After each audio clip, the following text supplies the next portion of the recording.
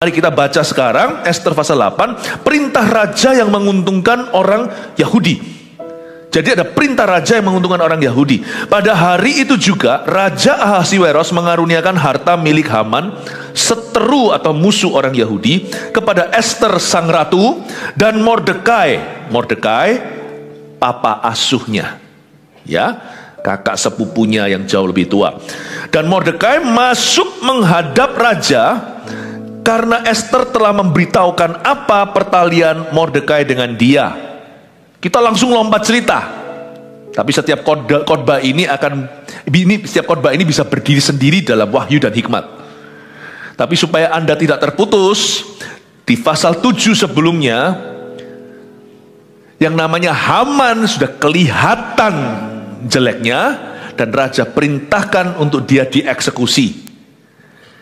Dan setelah Haman si Hitler zaman dulu ini dihukum mati, maka raja memindahkan semua wewenang harta bendanya Haman seteru bangsa Yahudi atau musuh orang Israel ini ke tangannya Mordekai, papa asuhnya Ester sang ratu.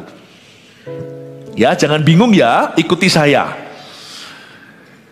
Jadi Mordekai sekarang tiba-tiba jadi Perdana Menteri. Tempat itu sebelumnya diduduki oleh Haman. Haman ini adalah orang kepercayaan nomor 1. Boleh dikatakan dia orang nomor 2 setelah Ahasiweros. Ahasiweros saking percayanya sampai gak menyadari sudah dimanipulasi. Cincin meterainya itu, power of attorney hari ini bahasanya, yaitu kuasa pengacara, diberikan ke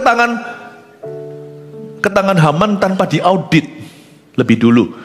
Jadi Haman pakai cincinnya raja untuk memerintahkan pembunuhan dan pemusnahan bangsa Yahudi, tanpa dia sadari. Hitler ini nggak sadar bahwa ternyata ratu itu pun orang Yahudi, karena dia nggak tahu. Haman kena batunya. Jangan jahat sama orang, sebab ketika hati kita salah, lubang yang kita gali, saya jamin selama di atas masih ada Tuhan, kau akan jatuh sendiri di dalamnya. Apalagi kalau kita menginjak kaki orang yang berkenan, meskipun sekarang mereka bisa dibully, cepat lambat orang yang salah akan berhadapan dengan Allah. Dan Allah itu saking pintarnya, dia itu sutradara yang tiada duanya. Setiap orang-orang yang tidak dikenannya, yang ditentang oleh Yang Maha Kuasa, pasti akan misstep, pasti akan salah langkah. Tidak perlu bahkan orang benar menjatuhkan mereka, karena itu jangan pernah bunuh karakter siapa-siapa. Gak usah bela diri, lakukan aja seperlunya. Sebab orang yang salah cepat lambat akan salah langkah dan masuk ke perangkap sendiri. Malah justru kalau kita terhadap musuh, orang-orang jahati kita, zolimi kita, orang-orang yang kata-katai kita, yang sikut kita, yang merugikan kita, justru kita harus doakan supaya mereka itu jangan dihukum keterlaluan. Meskipun hati-hati kita tuh gak boleh jadi pembenci dan pendendam. Kita harus mendoakan musuh itu. Kenapa? Karena mereka pasti jatuh.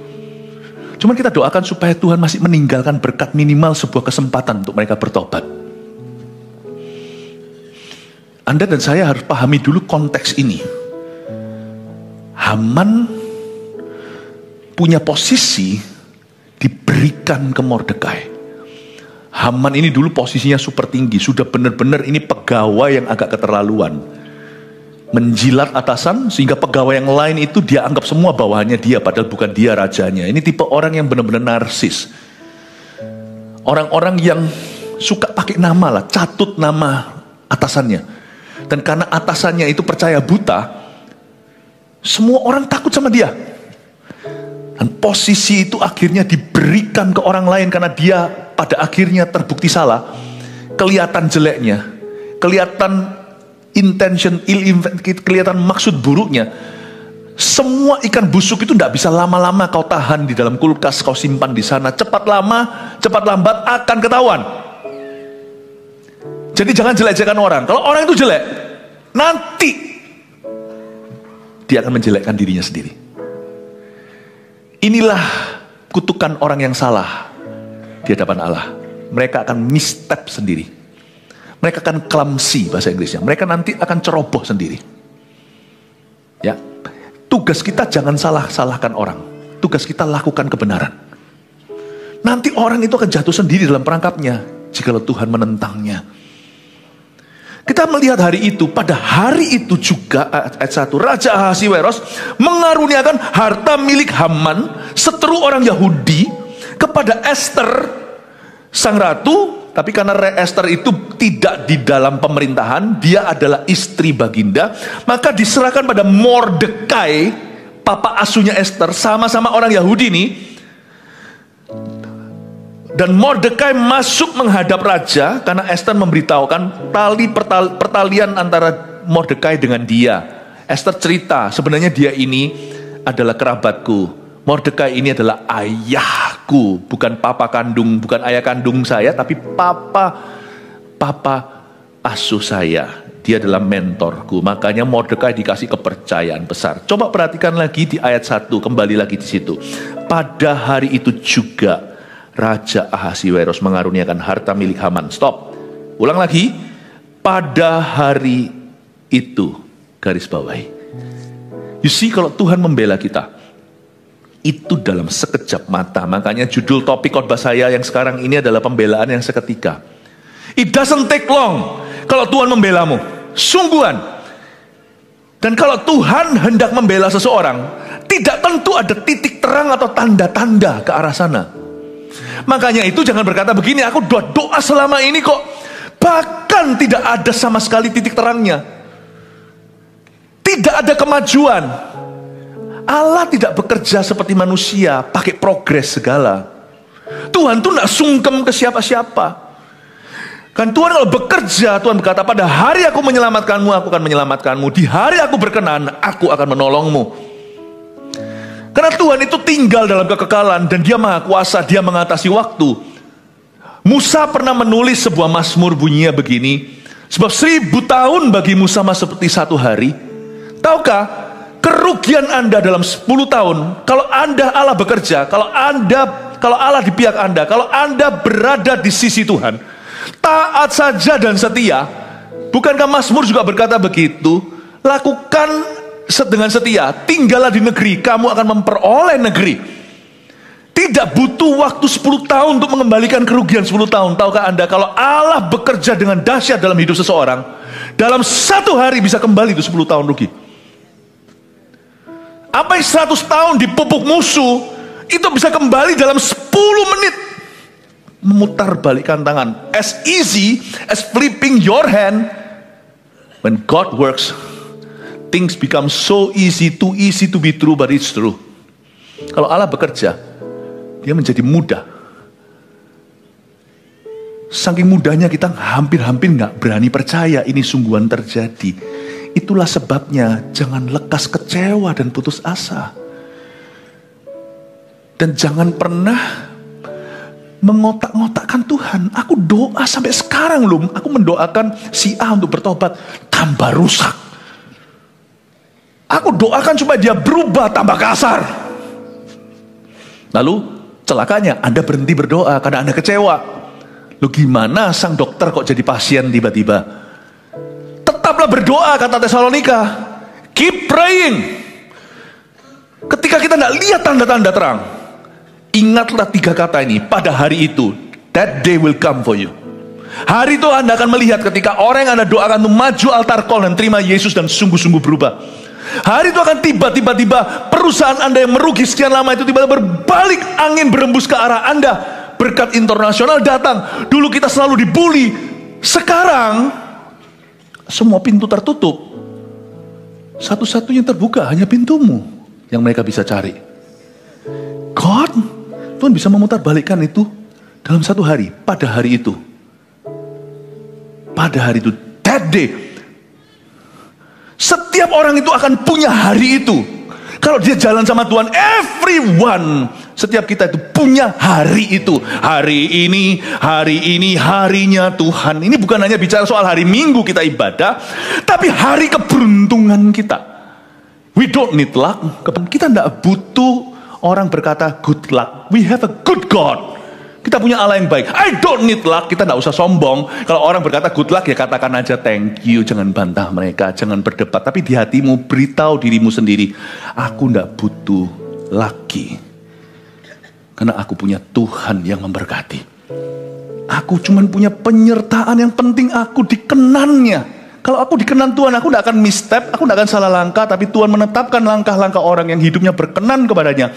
Apabila ia jatuh tak sampai tergeletak, sebab Tuhan menopang tangannya.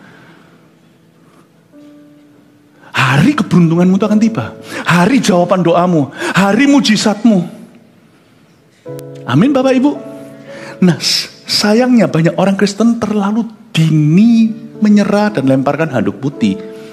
Hanya karena tidak ada tanda-tanda bahwa doamu akan segera dijawab. Yang sebaliknya malah yang terjadi. Kok tambah runyam? Kita mudah putus asa karena tidak ada titik terang. Tapi jangan lupa bahwa hari itu tetap akan datang. If you don't stop praying, if you don't stop believing, kalau kita tidak berhenti untuk berdoa, berhenti untuk percaya, berhenti untuk berharap pada Allah, dan juga tambahkan iman tanpa perbuatan dalam hati. Jangan berhenti berusaha.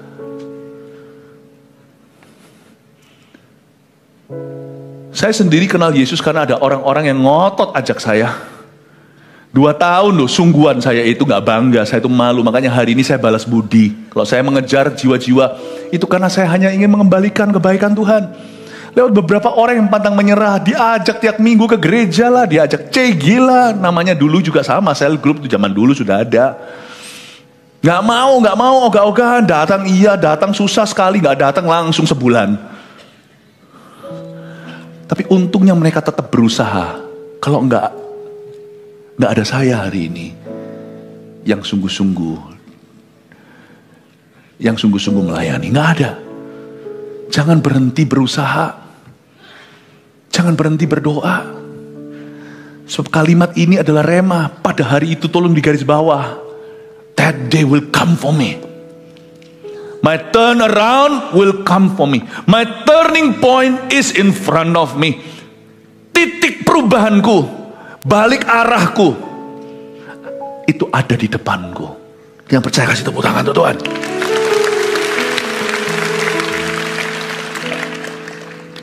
Pembelaan yang seketika, tapi peperangannya panjang. Orang perang kian lama kan tujuan akhirnya adalah untuk menang.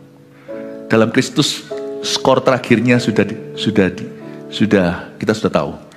Kita lebih dari pemenang. Jadi jangan gampang untuk kepahitan ya. Please. Kadang-kadang memang otot kita harus seperti Gatot Kaca. Harus otot baja. Kita memang harus tekun, bahasa Inggrisnya persevere. Abraham itu memperoleh janji bukan karena dia menunggunya atau menantikan secara singkat. Dia menunggunya cukup lama. Orang cuma taunya Abraham bapak iman. Tahukah Anda, iman di situ mencakup ketekunan, kesabaran. Ada berkat yang langsung didapat. Tapi ada hal tertentu yang lewat perjuangan dulu. Perangnya cukup panjang. Tapi hari itu tetap akan tiba. Karena Tuhan berjanji pada hari itu juga Raja mengaruniakan harta milik Haman, seturu orang Yahudi itu, kepada Esther. Diputar balikkan oleh Tuhan. Amin Bapak Ibu. Siapa di sini keturunan Abraham? Secara iman. Kita juga harus belajar sabar. Coba katakan kanan kirinya, sabar bro.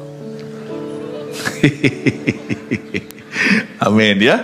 Ayat 2. Maka raja mencabut cincin metera yang diambil daripada Haman, lalu diserahkannya kepada Mordekai. Dan Mordekai diangkat oleh Esther menjadi kuasa atas harta milik Haman.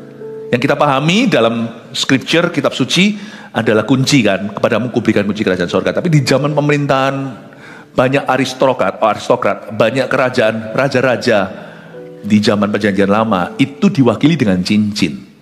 Cincin itu seperti dalam film kungfu itu misalnya, itu mereka itu punya kayak toknya raja itu loh, yang ada itu tidak boleh jadi seperti itu ya. Tapi ada toknya raja, labelnya. Cincin itu sampai sekarang masih ada materai yang pakai lilin itu loh. Anda tahu ya, kalau amplop ketahuan kalau dibuka, ditutup pakai sama lilin. Lilin yang dipanasi lalu dia mendingin, menjadi dingin lalu membeku. Ya itu bentuknya kan cincin raja. Itu dengan lilin tadi ditempelkan begini. Semua orang tahu itu cincin raja. Oke, Anda tahu cincin itu sama raja dicopot dari jarinya. Karena dia percaya buta dan dia serahkan ke Haman. Dan Haman pakai itu, tempelkan itu untuk bunuh orang Yahudi. Memberi surat perintah di tahun tersebut, di bulan yang ke-12, ini kalender Timur Tengah, bukan kalender Barat, tidak tentu Desember ya. Di bulan yang ke-12, orang Israel di 127 provinsi, berapa benua dari Ethiopia sampai India harus semuanya dibunuh. Entah caranya gimana, pokoknya buat mereka semua mati dalam sehari. Jadi jahatnya Haman ini konspirasi. Dan cincin tadi itu setelah Haman disulakan, dia bukan hanya digantung, dia matinya itu ditusuk seluruh tubuhnya seperti disate dengan satu tiang yang ujungnya itu lancip, meteran tingginya. Itu tiang dibikin oleh Haman untuk membunuh Mordekai, dia sendiri yang digantung di atasnya. Dan cincin itu sebelum Haman dieksekusi, diambil dari jarinya, dikasih ke Mordekai. Jangan khawatir kalau hari ini Anda tidak dipercayai siapa-siapa. Kalau Allah percaya padamu, cepat lambat cincin itu akan ditemukan di jarimu. Jangan haus posisi, gila hormat, apalagi itu kesalahan Haman di pasal 7. Orang ini saking gila hormatnya sampai dia jatuh ke dalam jerat. Haman ini cincinnya diambil, dikasih ke Mordekai. Saya jadi ingat, cincin ini secara profetik juga berbicara tentang otoritas yang Allah berikan kepada orang beriman. Tuhan cabut cincin itu dari Lucifer lah, katakanlah. Kok bisa Lucifer dapat cincin itu? Cincin itu sebenarnya hanyalah untuk ciptaan Allah yang termulia. Tahukah Adam diciptakan sebagai anak Allah? Lebih tinggi dari malaikat. Sebelum dia jatuh dalam dosa di Taman Eden. Lu mau kasih dia nama apa aja, gajah, jerapah, Tuhan ngikut loh. Adam itu harus menentukan seluruh ciptaan loh. Tapi coba sekarang lihat. Manusia jadi budak karena mereka diperbudak oleh dosa. Dosa itu produk setan. Coba lihat sekarang siapa sih? Siapa yang yang memerintah dunia? Memang Tuhan memerintah segala sesuatu. Tetapi coba Anda lihat siapa yang sekarang diikuti oleh orang-orang tidak beriman. Anda lihat sekarang nih, di jalan-jalan tertentu jual narkoba itu satu panjang jalan.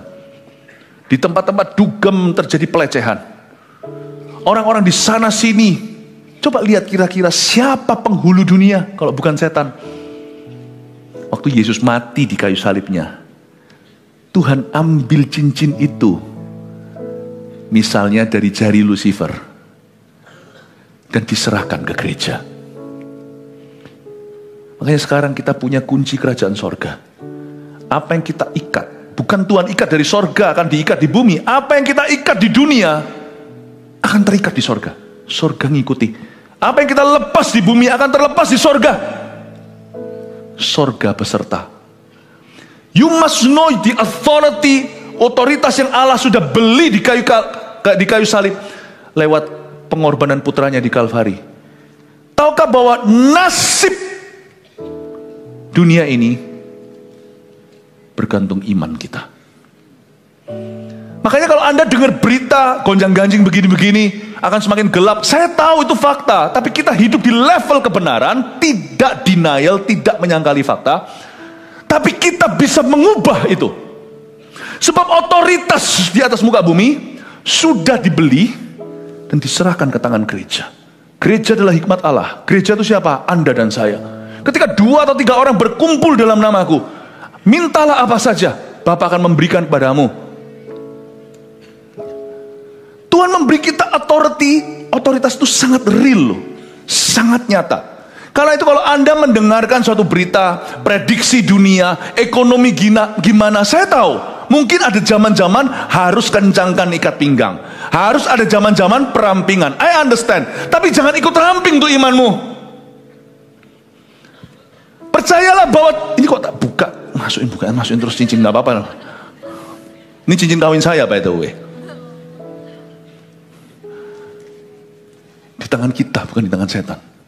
Anda punya kuasa untuk datang ke kantor Anda, ke toko Anda, Dan sebelum nanti Anda buka karyawan semua di situ, nggak perlu pakai lama. Otoritas itu nggak perlu bertele-tele seperti orang Farisi. Anda berkata, berdiri tempat di mana aku meminjakkan kakiku, di sini menjadi milikku. Ini tanah Kanaanku. Tuhan, aku bela ladang kacang merah ini. Mungkin ini bukan ladang jiwa-jiwa, tapi dengan kata lain, apa yang kulakukan sini semua juga untuk kemuliaan Allah, semua untuk mendukung kerajaanmu. Tuhan, aku berdiri di ladang kacang merah ini. Aku dengan Daud, aku Eleazar bin Dodo, salah satu daripada Triwira. Aku bersama dengan rajaku, tapi raja di atas segala raja, keturunan Daud, Yesus Kristus.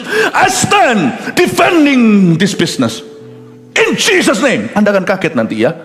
Harga Anda tidak tentu termurah, karena mungkin toko sebelah banting harga memang mau main rugi, bukan untuk dapat keuntungan, memang untuk bunuh orang lainnya. Tapi Anda akan lihat, yang Tuhan kirim ke Anda itu betul-betul dari Tuhan semua. Anda akan terkejut. Semua orang tidak bisa sekolah, Anda bisa. Malah dapat beasiswa. Jangan, Tuhan itu masih membuat Goshen perkecualian. Semua itu kena batu apa namanya? Kena batu yang diturunkan dari langit. Apa batu apa namanya? Bukan meteor, itu loh yang 10 yang tulah-tulahnya di Mesir. Hujan es, ya. Dia barusan lihat Snow White soalnya. Ya. Dan terjadi berbagai macam tulah di sana sini, tetapi Goshen diluputkan oleh Tuhan. Selalu Anda bisa berdiri dan berkata, my business will be an exception, my life will be an exception. Keluargaku akan perkecualian. Kita harus berani berdiri. Tapi kalau kita mengasihi diri sendiri, aduh susah. Lawan Anda itu bukan Tuhan soalnya. Peperanganmu bukan melawan darah dan daging. Kalau Tuhan sudah kasih kuncinya ke Anda, senjatanya pula, kenakanlah perlengkapan senjata Allah. Anda tidak pakai itu, lalu Anda kalah. Itu bukan karena Tuhan ngalah, itu karena Anda tidak angkat senjata. Doakan ya. Orang berkata post Christianity di Amerika. Dari Jakarta saya langsung terbang ke Amerika. Saya keliling nanti Atlanta, Philadelphia, New York, Los Angeles untuk KKR apa kata Alkitab tentang neraka. Kita doakan. Orang berkata Amerika sudah tidak mempan pesan-pesan begini. Orang berkata mereka ini adalah kebudayaan yang post-Christian, yang sudah lewat kekristenan itu. Saya justru besok datang ke situ, bawa berita yang basic dasar. Mereka harus mengerti bahwa ada sorga dan neraka, keselamatan dan kebinasaan itu ada. Doakan. Saya tidak mau terima apa kata orang. Saya akan berdiri di mana Tuhan utus di situ. Saya akan klaim, sebab tidak di tangan setan. Keputusan itu di tangan kita. Cincin ini sudah ada di gereja, tidak di tangan Lucifer. Dan Tuhan itu luar biasa. Ketika Tuhan, misalnya saya dengar cerita tentang bagaimana ada orang yang bekerja di rumah tangga seseorang lalu mencuri jam tangannya atau mencuri tas-tasnya. Ya mungkin keluarga itu keluarga yang diberkati. Seorang pengusaha yang berhasil lalu dijual, tahu enggak? Itu mungkin barang satu biji itu harganya bisa ratusan juta, dijualnya cuma jutaan. Makanya itu black market itu banyak keuntungan. Ya, coba bayangkan, misalnya kita adalah orang yang merugi karena barang kita dicuri, lalu kita mau retrieve, mungkin barang tersebut ada memori indahnya, ada nilai sentimentalnya. Lalu saya pergi ke black market, saya cari tas saya yang diambil misalnya, atau cari jam tangan yang diambil misalnya, lalu ketemu harganya omong kosong 100 juta satu, dijual 1 juta rupiah. Anda beli berapa di black market? Jangan beli, ini cuma ilustrasi. Anda beli berapa? Ya 1 juta lah. Dia buka harga, oh enggak, ya dijual 1 juta, mungkin dijual 10 juta gitu ya. Ya, kan orangnya yang mencuri kan enggak tahu harga. Waktu dijual ke pasar loak, dikasih 1 juta rupiah, padahal harganya itu satu biji 100 juta. Oke, misalnya. Lalu habis itu dibuka harga, kan pasar gelap, dia buka 10 juta. Siapa mau beli? Cash cepat. Lalu tiba-tiba Anda datang, Anda yang dapat. Itu tasku sendiri, aku harus tebus kembali. Padahal itu milikku dicuri. Tapi sekarang aku harus beli, paham maksud saya? Nah, kalau buka harga dari gangster yang menjual, itu 10 juta. Sana beli berapa?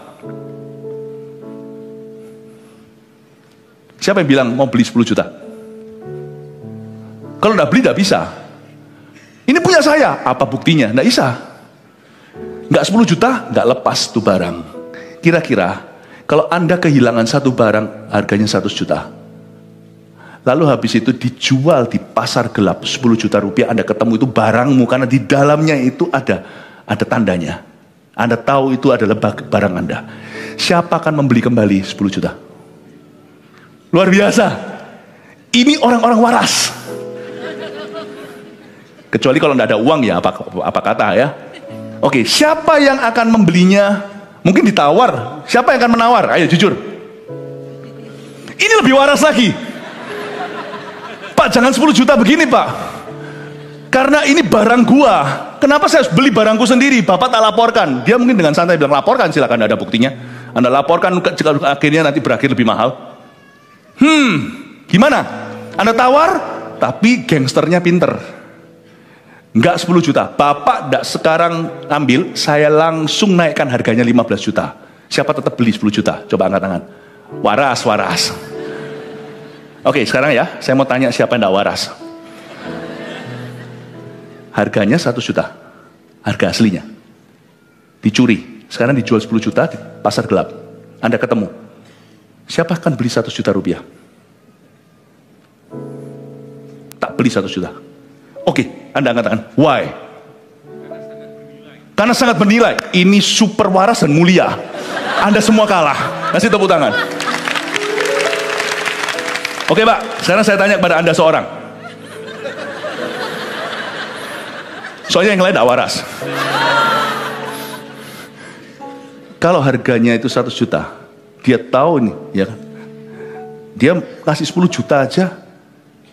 Dia maksudnya kasih 10 juta aja sudah bisa Anda beli kok. Kenapa Anda kasih 100 juta?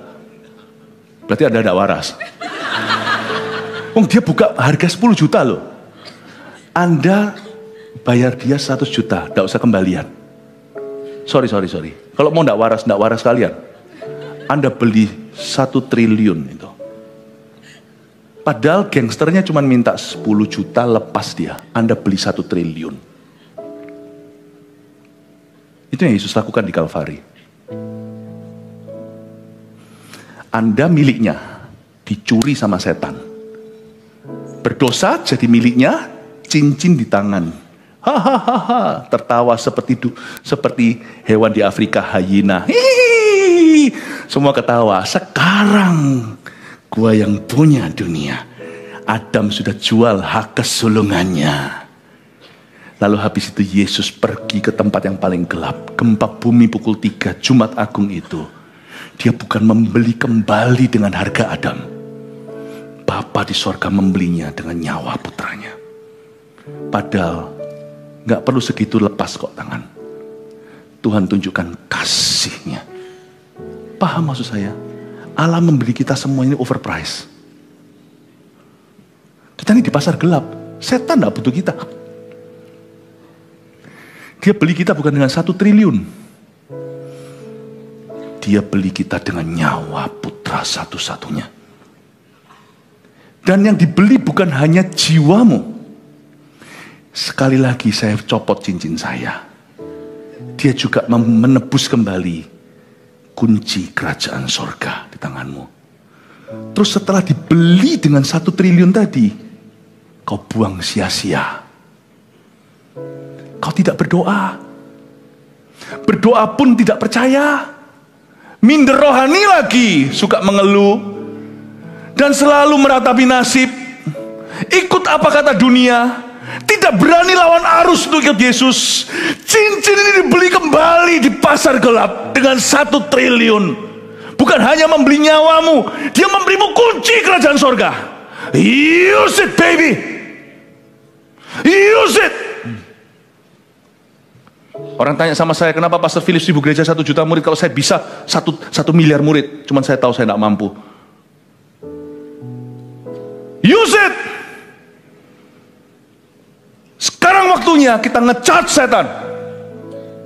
Kembalikan berkat-berkat yang harusnya miliknya keluargaku. Aku rampas kembali, kau tidak berhak tahu. Tuhan sudah membeli kami. papaku itu sudah dibeli dengan darah yang mahal. Kalau dia belum bertobat hari ini, aku berdoa kau setan minggir dulu dalam nama Yesus. Roh Kudus turunlah dan insafkan. Aku percaya Tuhan tidak memanggil aku untuk kalah. Aku memang pernah salah, aku pernah gegabah, spekulasi dalam bisnis segala, terlalu ambisius. Tapi now, I know kalau aku bertobat, Tuhan bisa memutar balikan. Meskipun perlu waktu, saya tidak tahu kapan pada hari itu. Tetapi aku percaya dulu hari ini, iman itu tidak melihat. Iman itu percaya dulu, aku percaya di dalam nama Yesus, aku tidak akan menyerah. Bisnisku akan bangkit. Aku tidak dipanggil sama Tuhan untuk jadi biasa, lebih dari pemenang. Aku toh bukan mau foya-foya. Aku mau sekolah tinggi bukan karena aku mau gaya. Aku mau membangun kerajaan sorga seperti anak-anak di gereja ini sudah diajari dari kecil menjadi church builders. Aku mau belajar arsitektur dari sekolah yang terbaik, semampuku, semampu orang tuaku. Tapi kalau aku hanya ngikut semampuan orang tuaku, ngapain aku memanggil dia Bapa kami di dalam sorga? I have another father. Aku punya Bapa yang lain di atas sana. Bapaknya mamaku dan bapaknya papaku. Bapa kami yang ada di dalam sorga. Aku naik banding. Terima kasih ya ayah ibu, kau sudah berusaha sekeras mungkin. But I'm gonna stand on my faith. Karena aku punya status sekarang. I know who I am. Aku tahu aku siapa. Aku adalah anaknya Tuhan. Aku berterima kasih untuk ayah ibuku di dunia yang sudah memberi yang terbaik. Tapi sekarang aku naik banding, naik tangga Yakub, naik tangga sorga itu dan berkata, aku anaknya Allah. Aku akan sekolah tinggi di kota Anu, di kota itu. Aku bisa. Asal tidak ngerepoti ayah ibunya. Tapi karena kemampuan Anda dan karena favor Tuhan atas hidupmu. Saya ingin Anda untuk mengerti. Cincin ini sampai ke tangan Haman, dari tangan Haman sampai ke Mordekai itu ada ceritanya. Itu ada ceritanya. Cincin dari tangan setan karena Adam ceroboh kembali ke tangan gereja di perjanjian baru sehingga kita sekarang bisa berdoa mengatasi langit dan bisa mengalahkan kuasa kegelapan dan mengubah nasib begitu banyak orang. Itu juga ada ceritanya, bermula dari Golgota.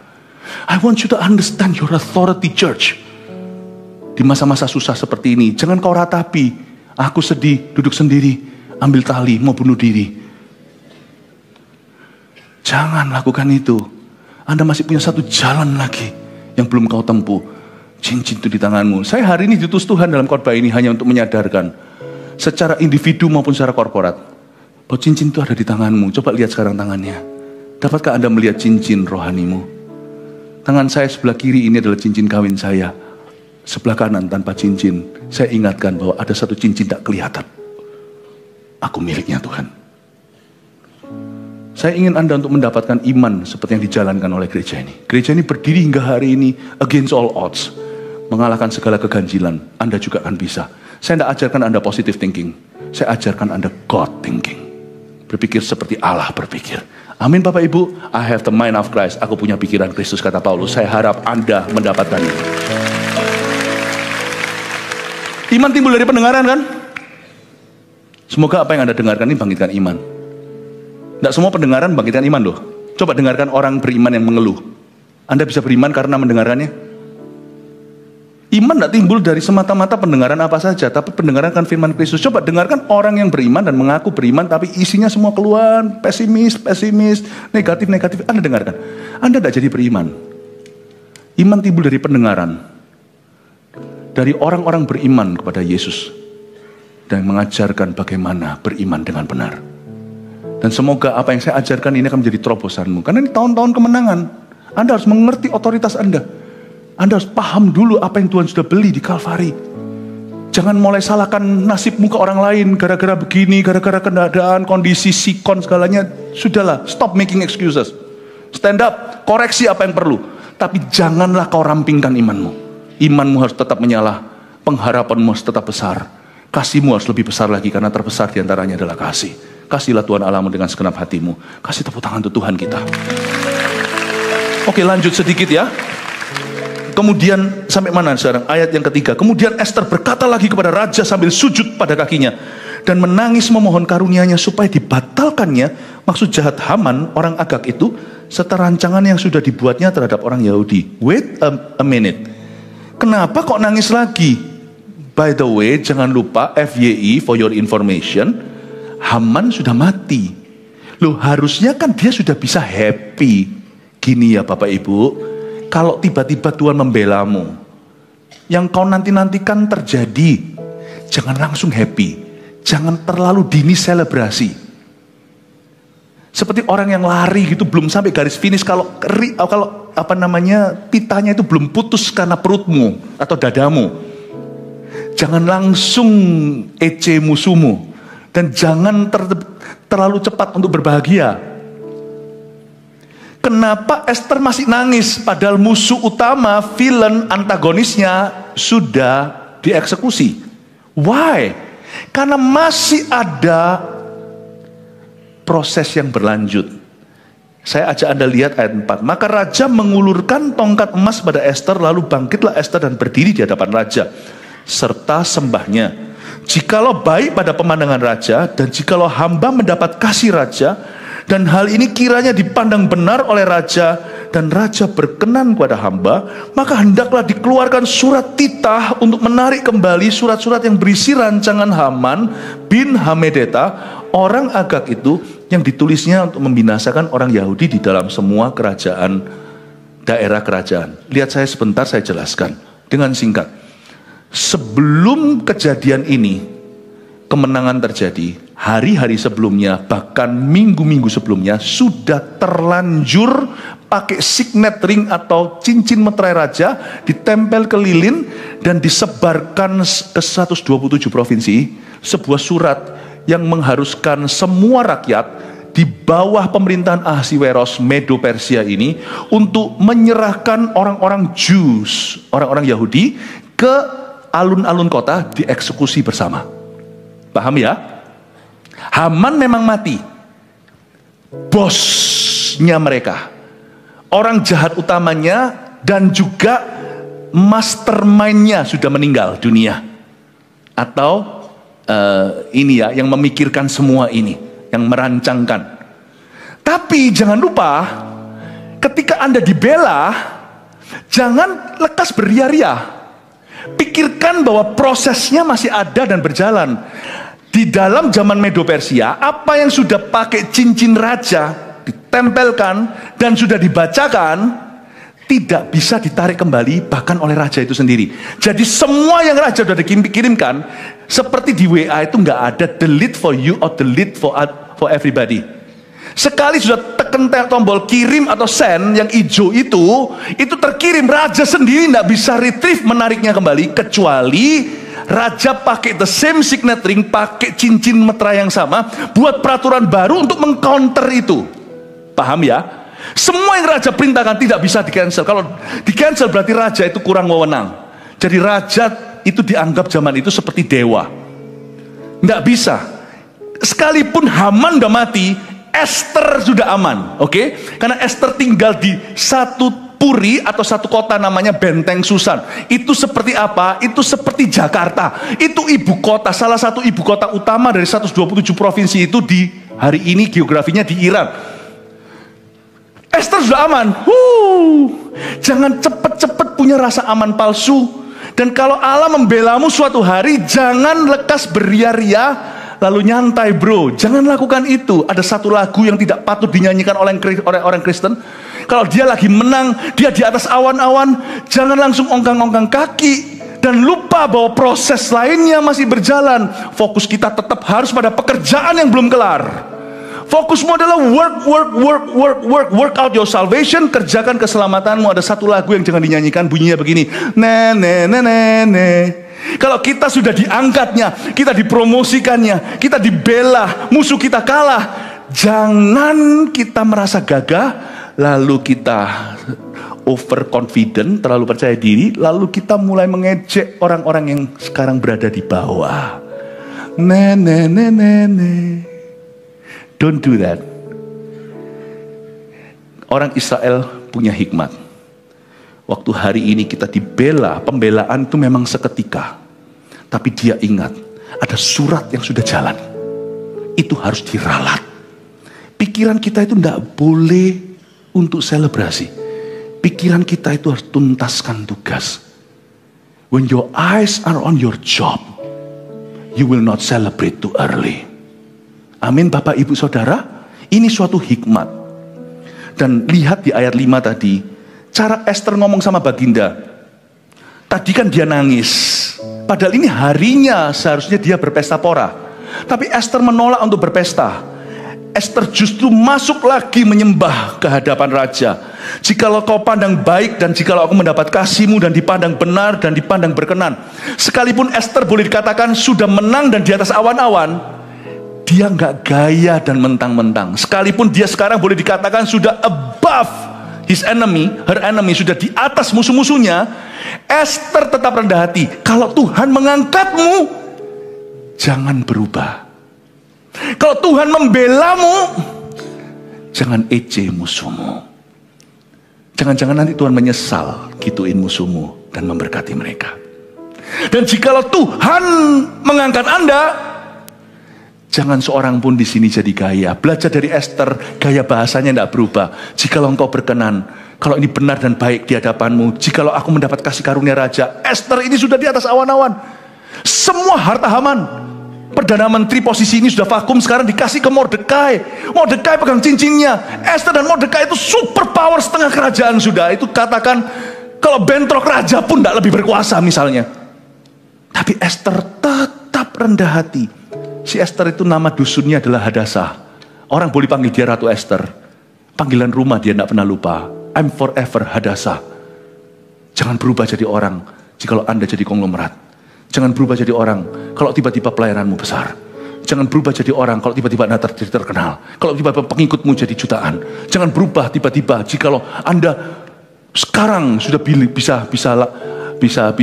sudah dipandang oleh orang. Jangan berubah. Tetap ingatlah bahwa Anda punya nama dusun secara rohani. Sampai forever and ever orang bisa memanggil Esther. Tapi di hadapan Allah, antara kau dan Tuhan kau tahu, kau hanyalah Hadassah, gadis desa yang diangkat Tuhan jadi ratu menggantikan Wasti. Amin Bapak Ibu. Lihat gaya bahasanya Esther. Sekalipun dia dibela secara seketika, dia nggak berubah tuh jadi orang. Dia tetap rendah hati, tetap mawas diri. Saya jadi ingat Daud. Daud itu setelah kerja di istana, koko-kokonya loh, itu baru di medan perang. Baret hijau, baret merah. Tetapi Daud itu main kecapi itu langsung di kamar tidurnya Saul. Tapi kalau Anda baca di di kitab Samuel, dia tetap pulang untuk mengembalakan 2-3 ekor mbek domba papanya. Sampai-sampai diejek ketika datang di medan perang untuk bertemu dengan Goliat. Koko-kokonya berkata, lu apain tuh berapa ekor mbek lu? Daud itu tetap kembali, sekalipun udah kerjanya itu di istana. Kerjanya itu langsung kepada pemimpin nomor 1 Israel. Tapi dia tetap balik untuk kerjakan his household, his parents household chores. Tetap dia lakukan tugas-tugas keseharian di rumah papa mamanya. Jadi orang itu tidak boleh berubah. Ingat ini, rendah hati itu pilihan. Tidak boleh diubah karena status kita. Amin Bapak Ibu Saudara. Karena pertolongan Tuhan seketika. Tapi kalau kita sombong, jatuh pun akan seketika. Karena tidak ada orang yang tidak rawan. Tidak ada orang kebal dosa. Kalau Tuhan bisa mengangkatmu, kita jangan GR dulu. Tuhan juga bisa menjatuhkanmu. Saya selalu diingatkan begini oleh seseorang dulu waktu saya kecil. Roda itu selalu berputar. Kadang kau di atas, kadang kau di bawah. Kalau kau di atas, jangan gaya. Supaya Tuhan bisa terus membawamu ke atas. Tapi ketika kau di bawah, jangan kecewa. Harimu akan tiba.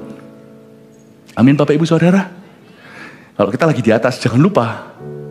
Dibutuhkan 1 hari aja untuk ngangkat kita. Dibutuhkan 1 hari juga untuk menurunkan kita. Never forget, whatever you have, kepercayaan only. Amin Bapak Ibu. Kita baca sekarang lagi, beberapa lagi ya. Maka jawab Raja Ahasiweros pada Esther, sang ratu ayat 7, serta kepada Mordekai orang Yahudi itu, harta milik Haman telah kau kukaruniakan pada Esther, dan Haman sendiri telah disulakan pada tiang. Karena ia sudah mengacungkan tangannya kepada orang Yahudi. Tuliskanlah atas nama raja apa yang kamu pandang baik tentang orang Yahudi, dan meteraikanlah surat itu dengan cincin meterai raja. Karena surat yang dituliskan atas nama raja dan dimeteraikan dengan cincin meterai raja tidak dapat ditarik kembali. Bapak Ibu Saudara, saya ceritain tentang Haman. Katakan Haman. Sebenarnya orang-orang Israel itu, Esther ini tidak sempurna, tapi orang Israel punya trauma. Boleh punya trauma kalau trauma itu membuat kita jadi lebih baik. Boleh punya bad memory kalau itu tidak jadi hantu, tapi mengajari kita untuk hati-hati. Belajar dari kesalahan orang lain jauh lebih bijak daripada belajar dari kesalahan sendiri yang diulang-ulangi. Haman, katakan Haman. Haman ini di Alkitab dikatakan bin Hamedata. Saya tidak tahu, bin itu anaknya Hamedata, saya tidak tahu siapa dia. Tapi orang Agag saya tahu. Tahukah 500 tahun sebelum kejadian Esther ini, Raja Saul memenangkan perang, mengalahkan bangsa Amalek. Dan itulah sebabnya dalam kejadian ini, kerajaan dirobek dari raja pertama Israel. Karena dia membangkang pada titah Tuhan. Tahu apa yang terjadi? Ketika Samuel telat datang untuk mempersembahkan korban, kebiasaannya adalah ada suatu peraturan, kalau raja yang takut akan Tuhan menang perang, habis itu akan mempersembahkan korban. Biasanya mereka mempersembahkan korban sebelum dan sesudah perang. Ya kalau kalah perang ya mati, berarti tidak ada korban, bisa dibagi, dipersembahkan karena mereka yang jadi korban. Kalau Anda tidak jadi korban, Anda terus harus menjadi korban yang hidup bagi Allah. Nah, apa yang terjadi ketika ketika Samuel datang, dia dengar suara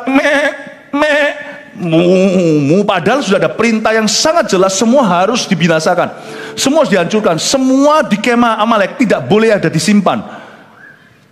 Lalu Samuel tanya, apa itu mbek-mbek yang aku dengar? Yaitu wagyu-wagyunya untuk persembahan Tuhan. Lalu Samuel marah berkata, bukan korban yang Tuhan kehendaki tapi ketaatan. Mendengarkan lebih baik daripada memberikan korban. Lalu dia lihat, loh, Raja Amalek dibiarin hidup, namanya Agag. Kenapa lu buat hidup? Saul berkata, sungkan. Banyak orang itu lebih sungkan sama orang daripada sungkan sama Tuhan. Tuhan pasti pengertian. Tuhan pasti ngerti. Selain itu, mungkin ya, ini bahasa sehari-hari. Di Alkitab tidak tertulis begini. Tetapi memang Agag dibiarkan hidup berapa minggu. Karena Samuel telah datang beberapa minggu. Lalu habis itu Saul kan dimarahi sama Samuel. Itu kenapa kau biarkan hidup? Mungkin Saulnya berdalih. Dia orangnya nice soalnya. Kan gak apa-apa. Toh dia sudah dilucuti dari kuasa. Kan jadi teman. Atau mungkin bisa jadi trofi, diam-diam dalam hatinya jadi piala. Lihat ini, raja ini sekarang, ini dulu aku kalahkan dia dalam perang, tapi sekarang jadi hambaku. Wah kan luar biasa kan, terdengar di kerajaan-kerajaan sebelah-sebelahnya. Mari kita menunduk pada Saul. Nggak tahulah apapun juga yang menjadi pemikirannya, salah. Kalau Tuhan sudah berfirman, jangan kau langgar. Singkat cerita, Samuel langsung ambil pedang, cincang Agag dibunuh, tapi telat. Berapa minggu itu pasti diservis sama Saul. Orang-orang berpolitik, kalau berpolitik secara kotor kan pasti melibatkan women di dalamnya, wanita. Saya yakin penjaranya itu bukan penjara sungguhan, pasti diajak makan sama Saul segalanya, tapi memang dia tidak bisa bebas, rakyatnya sudah punah, dibunuh semuanya kecuali wagyu-wagyunya. Nah akhirnya berapa minggu itu saya yakin, sekalipun tidak ditulis di Alkitab, kok bisa ada Haman keturunan Agag. Agag itu harusnya mati semua, anak cucunya sudah meninggal, kok bisa ada anak baru? Berapa minggu itu pasti dia tidur dengan seorang wanita. Apa yang kau biarkan di saat kau jaya akan datang merongrongmu nanti ketika kau kalah. Jangan kompromi. Karena kompromi itu it's okay hari ini. Tapi suatu hari dia akan kembali menghantuimu. Jadi itulah Agag. Dan Esther ini lihat, Mordekai juga sudah melihat contoh ini. Ini adalah salahnya Raja Saul. Kalau dulu Saul taat sama Tuhan, nggak ada Haman. Nggak ada Haman sama dengan Aman. Tapi gara-gara kelalaian yang disengaja, kompromi kecil-kecilan, Tuhan pasti mengertilah. Akhirnya Saul punya ketidaktaatan ini, kami menanggungnya. Ini keturunan Agag. Berapa minggu itu loh, dalam kurun waktu berapa, 1-2 minggu itu bisa punya keturunan, kecolongan nih. Haman jadi musuh bangsa Israel. Jangan kau remehkan loh ya. Ulat yang kau pelihara sekarang, nanti suatu hari akan jadi ular beludak. Cacing yang kau buat main lucu, nanti jadi ular kobra suatu hari. Itu seperti memelihara buaya dilus-lus, atau besar Anda jadi lunch. Sekarang kecil masih lucu, singa-singa itu lucu, tapi waktu gede Andalah makanannya. Siapa namanya ini? Esther dan Mordekai dan seluruh bangsa Israel sudah belajar. Dan mereka berkata, apapun yang tidak kau selesaikan hari ini secara tuntas, akan menyelesaikanmu nanti. Jadi, akhirnya sama mereka ditumpas. Kalau Anda baca ayat berikutnya, saya tidak akan bacakan. Nanti Anda bisa baca di rumah. Maka Esther mulai sibuk, busy sekali Esther dan Mordekai menulis surat untuk meralat. Singkat cerita, sama mereka diubah. Tanggal jatuh temponya untuk bunuh orang Yahudi didahului dengan tangkap orang-orang yang hendak membunuhmu. Dan nanti ya, mereka pakai delivery. Mereka pakai logistik yang luar biasa. Kalau Anda baca zaman itu sudah ada. Mereka pakai penunggang-penunggang kuda dan kuda-kuda rasnya raja. Itu misalnya hari ini itu yang apa namanya? Itu turbonya mobil sports. Dikirim ke 127 karena belum ada pesawat, belum ada kereta api. Belum ada bullet train, dikirim ke 127 provinsi. Kalau Anda hari ini nanti pulang, Anda selidiki, interesting sekali. Dari Ethiopia sampai India itu berapa kilometer? Itu ditelusuri oleh petugas-petugas yang membawa surat baru dan tidak boleh hilang. Satu jatuh formulir itu, atau surat itu, satu provinsi Yahudi mati. 127 itu sebar semuanya, pakai kuda yang cepat sekali dan penunggang-penunggang yang juara semua. Bawa satu surat yang akan mempengaruhi nasib ratusan ribu rakyat. Dibawa. Dan Esther dan Mordekai tidak istirahat, tapi berkeringat.